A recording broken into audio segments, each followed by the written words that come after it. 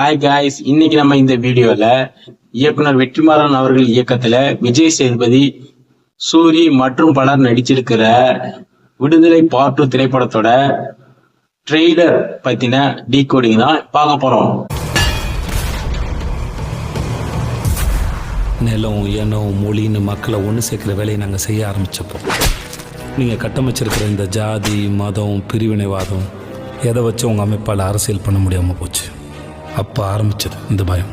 இயக்குனர் வெற்றிமாறன் அவர்கள் இயக்கத்துல ஏற்கனவே விடுதலை பார்ட் 1 அப்படிங்கிற ஒரு படம் ரிலீஸ் ஆச்சு. அந்த படம் மக்கள் கிட்ட பெரும் ஆதரவை பெற்றிருந்துச்சு. அதை தொடர்ந்து இந்த விடுதலை பார்ட் 2 எப்போ வெளியே வரும் அப்படின்ட்டு நிறைய பேர் கேள்வி எழுப்பியிருந்தாங்க. அதை தொடர்ந்து இப்போ சத்தமே இல்லாம விடுதலை பார்ட் 2 ட்ரெய்லர் வெளியாகி இருக்குது. இந்த திரைப்படத்திற்கு இளையராஜா அவர்கள் இசையமைத்திருக்கிறார்கள். இந்த படத்துல சொல்லப்படக்கூடிய கருத்து என்னவா இருக்கும் அப்படின்னு நம்ம புரிஞ்சுக்கிறோம்னா, இந்த ட்ரெய்லரோட ஆரம்ப காட்சியிலேயே அருவால சுத்தியலால அடிக்கிற மாதிரி ஒரு காட்சி வரும். சோ இதுவே பாத்தீங்கன்னா இந்த படம் முழுக்க எதை பற்றி பேச போகுது அப்படிங்கிறத சிம்பாலிக்கா சொல்ற மாதிரியான ஒரு சீனா தான் இருந்துச்சு. ஆமா, இந்த படத்துல முழுவதும் பாத்தீங்கன்னா கம்யூனிஸ்ட் சித்தாந்தம் பத்தி தான் பேச போற மாதிரி இந்த ட்ரெய்லரை வச்சு நம்ம புரிஞ்சுக்கலாம். இயக்குனர் வெற்றிமாறன் அவர்கள் எப்பொழுதுமே பாத்தீங்கன்னா ஒரு சித்தாந்தம் அல்லது சமூக அக்கறை உள்ள திரைப்படங்களா தான் எடுப்பாரு அப்படிங்கிறது நமக்கு எல்லாருக்குமே தெரியும். இயக்குனர் வெற்றிமாறன் அவர்கள் எப்போதுமே பாத்தீங்கன்னா சமூகம் சார்ந்த, சமூகத்தில் நடந்த சம்பவங்களை ரெஃபரன்ஸா வச்சு படம் எடுக்கக்கூடிய ஒரு இயக்குனர். அது போலதான் இந்த படத்துல தமிழ் தேசியவாதியான ஐயா கலியபெருமாள் அவர்களுடைய வாழ்க்கை வரலாறு ரெஃபரன்ஸா வச்சுதான் இந்த படம் உருவாக்கப்பட்டிருக்கு அப்படிங்கிறது நம்மளால புரிஞ்சிக்க முடியுது. இந்த படத்துல கதாநாயகனா வர்ற விஜய் சேதுபதி அவர்கள் பெருமாள் வாத்தியாரா நடிச்சிருக்கிறாரு. சோ இவரோட காட்சிகள் 3 விதமா காட்டப்படுது. ஒண்ணு, ஒரு பள்ளிக்கூடத்துல பாடம் எடுக்கக்கூடிய ஒரு வாத்தியாராவும் காட்டப்படுது. இன்னொன்னு, கரும்பு ஆலையில வேலை செய்யக்கூடிய ஒரு தொழிற்சங்கவாதியாகவும் காட்டப்பட்டிருக்குது. இன்னொரு இடத்துல பெருமாள் மூங்கில் வியாபாரி அப்படிங்கிற ஒரு போர்டோட ஒரு காட்சி காட்டப்படுது. சோ இதன் மூலமா பாத்தீங்கன்னா விஜய் சேதுபதியுடைய கேரக்டர் என்ன அப்படிங்கிறத நம்மளால சரியா கெஸ் பண்ண முடியல. சோ அவர் உண்மையிலே வாத்தியார் கேரக்டர்ல தான் வருவாரா இல்ல தொழிற்சங்கவாதியா வருவாரா அப்படிங்கறது நம்மளால கெஸ் பண்ண முடியல. என்ன படிச்சான், எதுக்காக நம்ம கவர்மெண்ட் எதிர்த்து சண்டை போடுறான்? ஒடுக்கப்பட்ட மக்களுக்காக போராடின எல்லோரும் நம்முடைய முன்னேற்றியர் தான்.